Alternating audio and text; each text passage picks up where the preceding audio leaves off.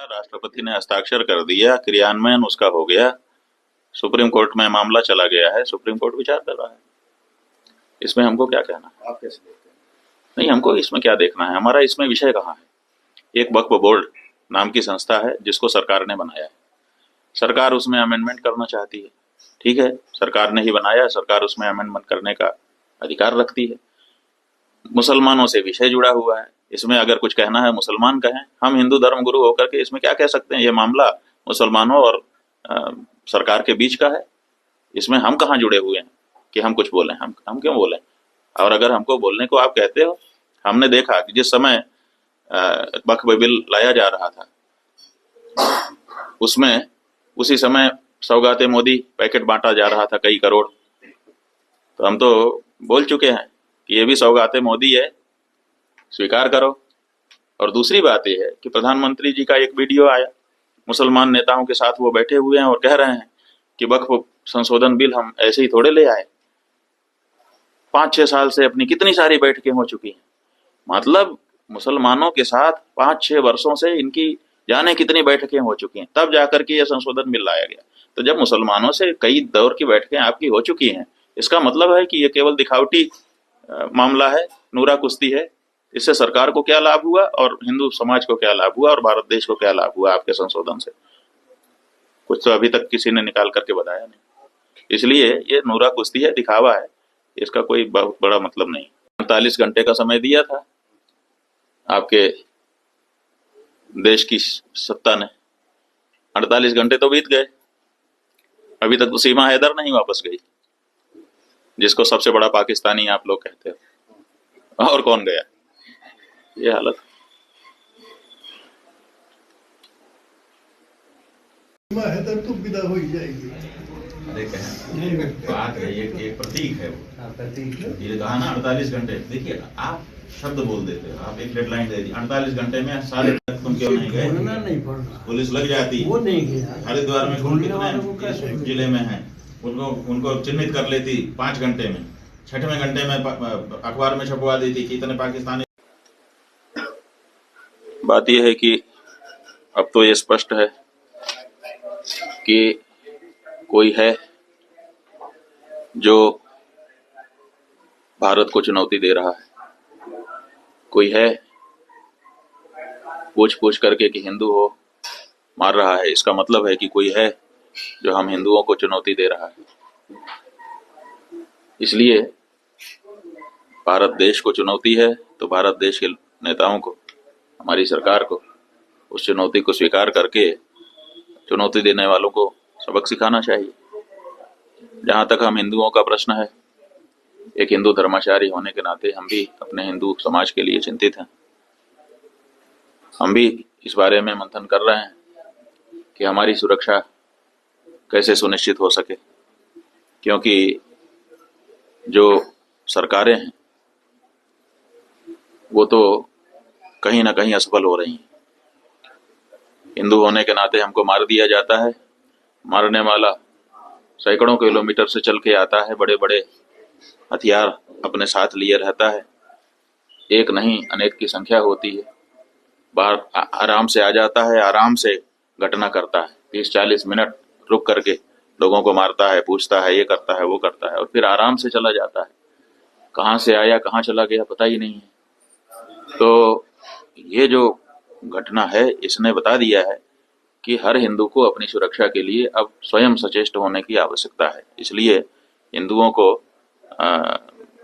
इस बारे में चिंतन करने की जरूरत है, और अगर आवश्यकता पड़े तो शस्त्र शास्त्र का अभ्यास भी करना चाहिए और धारण भी करना चाहिए, ताकि आवश्यकता पड़ने पर अपनी रक्षा और अपनों की रक्षा वो कर सकें।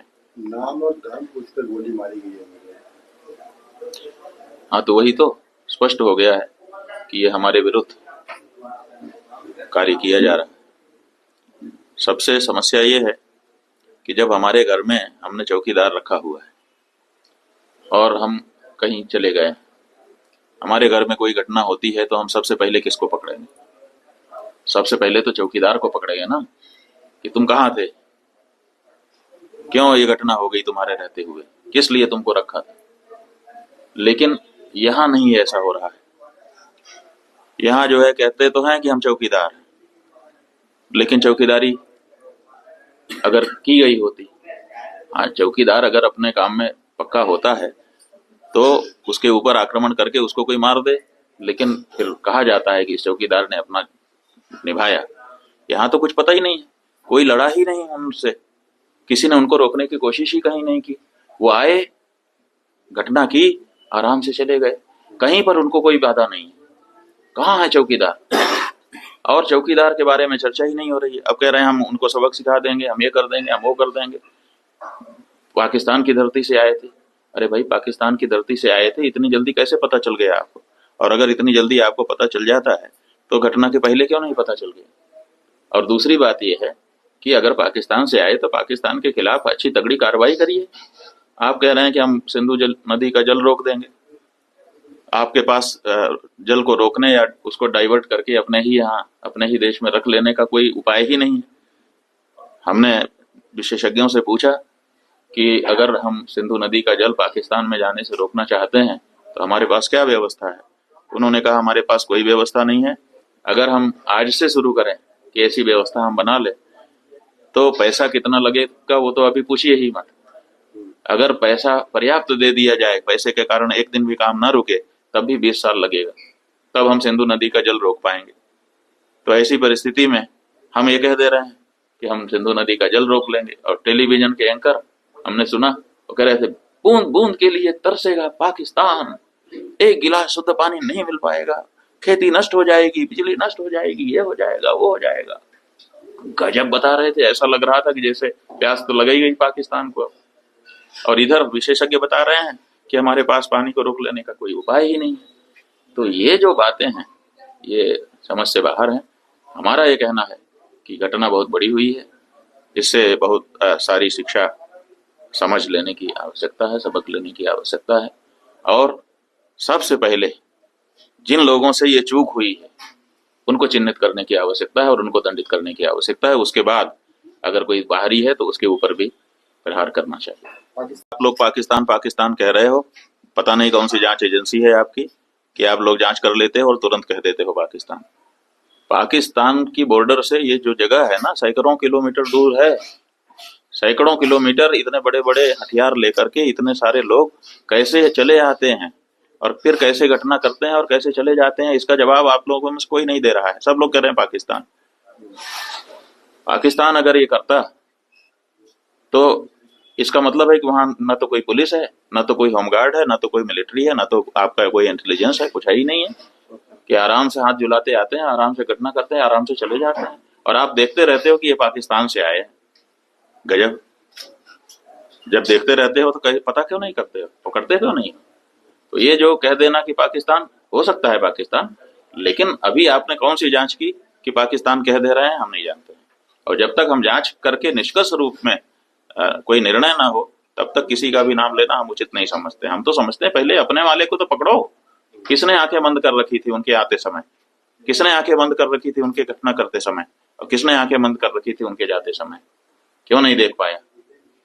उसके बारे में आप लोग चर्चा लेकिन नहीं करोगे, हम जानते हैं क्यों। क्योंकि यही हमारी नियति है कि जो असली दोषी है हमारे घर का, हम उसको पकड़ने की बात ही नहीं करेंगे और अपना पूरा पराक्रम हम दूसरों पर दिखाएंगे कि हम ये कर देंगे, हम वो कर देंगे, और करेंगे भी कुछ नहीं।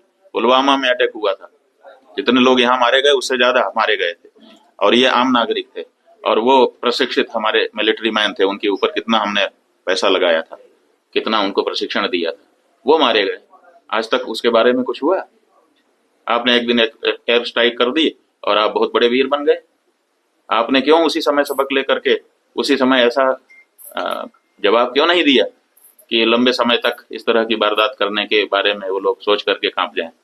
ये तो नहीं हो सका ना आपसे। सरकार ने जो निर्णय लिए हैं गुरुदेव, वो कैसे देखते हैं आप?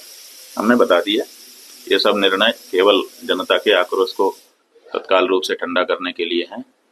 इनका कोई भी भविष्य परिणाम निकल करके आने वाला दिखाई नहीं दे रहा है।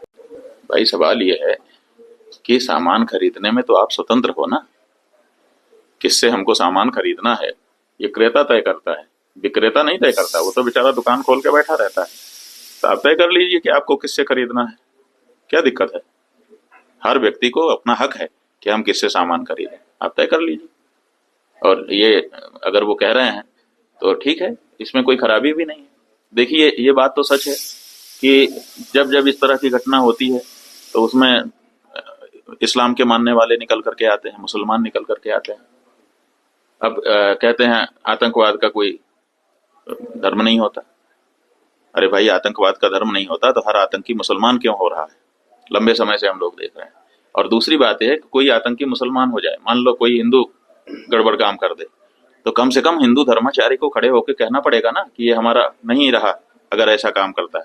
लेकिन इतने सारे लोग अभी तक निकल करके आ गए जो इस तरह की घटना कर रहे हैं, लेकिन कभी भी मुस्लिम धर्माचार्यों ने खड़े होकर के ये नहीं कहा कि ये हमारे नहीं हो सकते क्योंकि हमारा धर्म ये नहीं सिखाता। ऐसा अभी तक किसी बड़े धर्माचार्य ने कहा?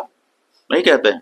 वो अभी तो एक मौलवी हैं जो कुरान के आलिम माने जाते हैं, उनका वीडियो हम लोगों ने देखा। वो कह रहे हैं कि आपकी नज़र से ये घटना जो है क्रूर हो सकती है, गलत हो सकती है, इस्लाम की नज़र से तो ये बहुत बड़ा अच्छा पुण्य कार्य है क्योंकि उन्होंने काफिरों को मार दिया। तो जब इस्लाम इस तरह की शिक्षा दे रहा है, इस तरह की शिक्षा देने वाले धर्म को हम क्यों अपने देश में प्रमोट कर रहे हैं? जो हमको मारने की शिक्षा दे रहा है हम उसको कह रहे हैं कि स्वागत है। ये कैसा हमारा व्यवहार है? और अगर हमको मारने की जिसने शपथ ले रखी है, जिसके धर्म में ये बात कही गई है कि उसको देखो तो मार दो, उसको हम अपने देश में रहने दे रहे हैं और उसके बारे में अच्छा व्यवहार रख रहे हैं, तो उसका फल कौन भोगेगा? हम ही को भोगना पड़ेगा।